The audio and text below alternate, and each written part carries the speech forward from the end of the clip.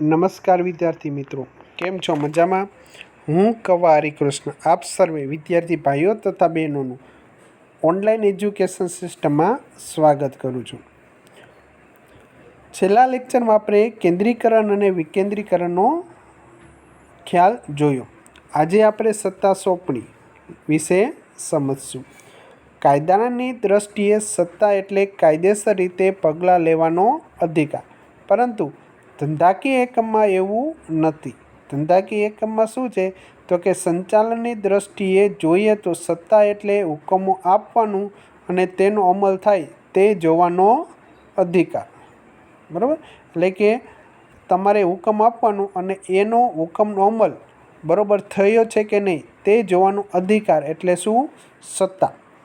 જેમ એકમનું કદ મોટું થતું જાય છે એમ ઉચ્ચ સંચાલકો કેટલાક કાર્યો અંગે પોતાની સત્તા અને તેનો અમલ થાય છે કે નહીં તે જોવાનો અધિકાર તેમના મદદનીશોને સોંપે છે. કારણ કે મોટું કદ વધતું જેમ એટલે કર્મચારીઓની સંખ્યામાં પણ શું થાય છે? વધારો. અને મોટા જે અધિકારીઓ છે એ આના ઉપર પોતાના હુકમો બરોબર અમલ થાય છે કે નથી થતા એ એના ઉપર ધ્યાન સારી રીતે રાખી શકતા નથી. તો આ માટે તે આવી અમુક સત્તા તે તેમના મદદનીશોને આપી દે છે. મદદનીશો પોતાને સોંપવામાં આવેલ આ કાર્ય અસરકારક રીતે પાર પાડી શકે તે માટે તેમને કાર્ય કરવા માટેની અને તેનો અમલ થાય તે જોવા માટેની સત્તા આપવામાં આવે છે, જેને આપણે સત્તા સોંપણી કહેવામાં આવે છે. સામાન્ય અર્થમાં આપણે કહીએ તો સત્તા સોંપણી એટલે કાર્યની બીજાને સોંપણી કરવી અને તે કાર્ય કરવા માટેની સત્તા આપવી. બરાબર? એટલે કે મારે જે કાર્ય કરવાનું હોય, આપણે જે કાર્ય કરવાનું આપણે બીજાને આપી દઈ અને આ બીજાને આપવા માટે જે આપણને સત્તા આપવામાં આવી છે એને આપણે શું કહીશું? સત્તા સોંપણી.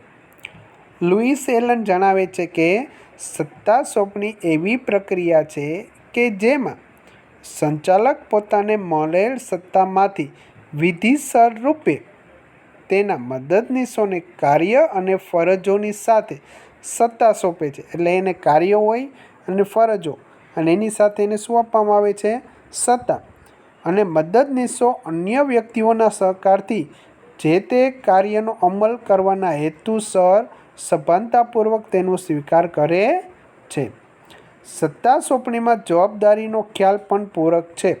મદદનીશોને સત્તા આપી દેવાથી તે કાર્યના અમલ માટે મદદનીશો જવાબદાર રહે છે, પરંતુ તે કાર્યના પરિણામનું અંતિમ ઉત્તરદાયિત્વ તો ઉચ્ચ અધિકારીઓને જ રહે છે. એટલે કે સત્તા સોંપણી એ જવાબદારીમાંથી છૂટવાનો માર્ગ નથી. સમજી લો કે તમે કોઈક વ્યક્તિને તમારા ઘરે એટલા બધા કામ થઈ ગયા છે કે તમે બધા કામ કરી શકતા નથી. તો આ માટે તમે અમુક કામ તમારા બીજા નીચલા અધિકારીઓને સોંપી દીધું. હવે જો એ કામ બગડે, બરાબર, તમારા નીચલા કર્મચારીઓથી કામ બગડે છે તો એના માટે જવાબદાર કર્મચારી તો છે જ, પણ સાથોસાથ તમે પણ છો. બરાબર? એટલે આપણે આમાં એવું નથી માનવામાં આવતું કે તમે કોઈકને કામ સોંપી દો, સત્તા સોંપી દો તો તમે જવાબદારીમાંથી મુક્ત થઈ જાઓ છો. ના, અંતે તો જવાબદારી જેને સત્તા સોંપી છે એની જ હોય છે કે નહીં? સત્તા લેનારની. ત્યાર પછી આપણે એના મહત્ત્વ વિશે વાત કરીએ કે ધંધાકીય એકમમાં એનો શું આપણને ફાયદો થાય છે. સત્તા સોંપણી ઉચ્ચ સંચાલકોને કામગીરીમાં રાહત આપે છે, જેના કારણે તે નીતિ વિષયક નિર્ણયો પર ધ્યાન કેન્દ્રિત કરી શકે છે. જે આપણે વિકેન્દ્રીકરણમાં જોયું, વિકેન્દ્રીકરણ એ શું છે? એક પ્રકારની સત્તા સોંપણી જ છે.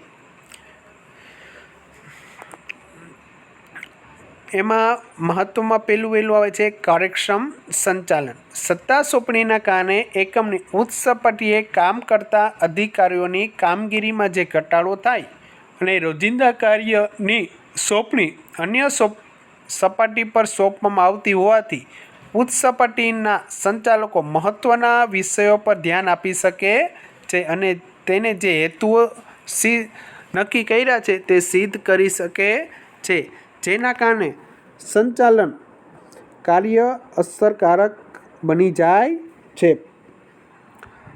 હવે જો જે કાંઈ પણ ધંધાના નીતિ વિષયક નિર્ણય લેવાના હોય એ કોને લેવાના હોય છે? ઉચ્ચ સપાટીના મેઇન અધિકારીઓ.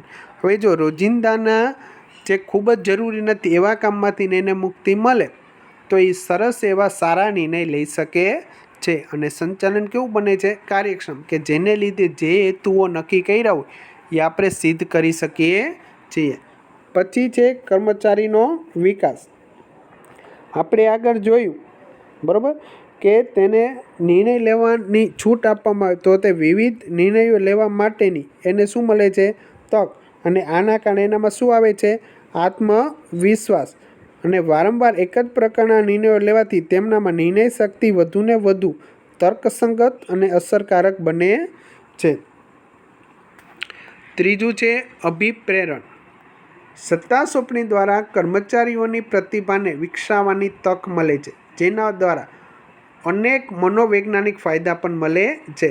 જ્યારે અધિકારીઓ દ્વારા મદદનીશને કાર્ય સોંપણી કરવામાં આવે અને જવાબદારી સોંપવામાં ત્યારે તાબેદાર માત્ર તે કાર્યમાં સહભાગી નથી પરંતુ કાર્યની સફળતાથી તેમનો આત્મસન્માન પણ વધે છે, જેનાથી કર્મચારીને અભિપ્રેરણ મળે છે.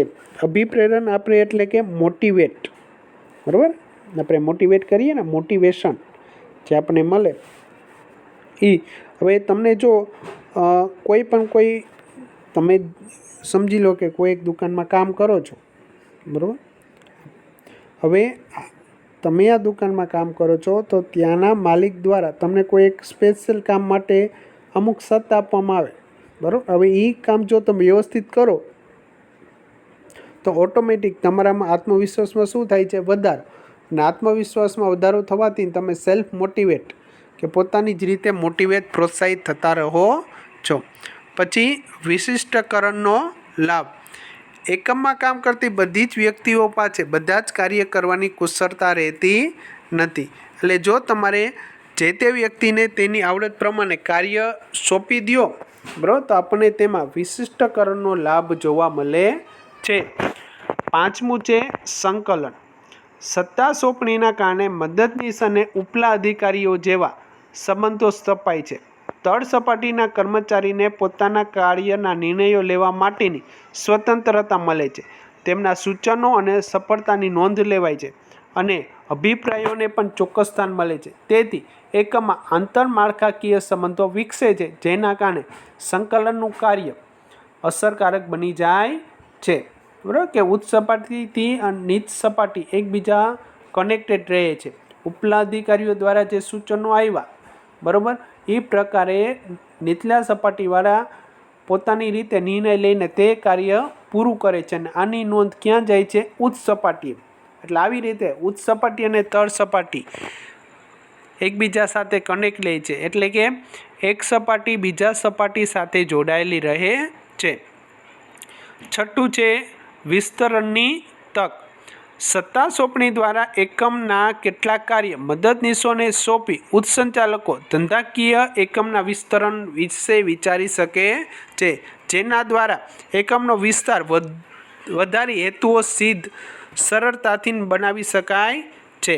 એનો મતલબ કે જો સંચાલકો પોતે થોડાક ફ્રી રહે અને મહત્ત્વના નિર્ણય વિશે વિચારે તો ધંધા વિકસાવવાની સંભાવના વધી જાય છે.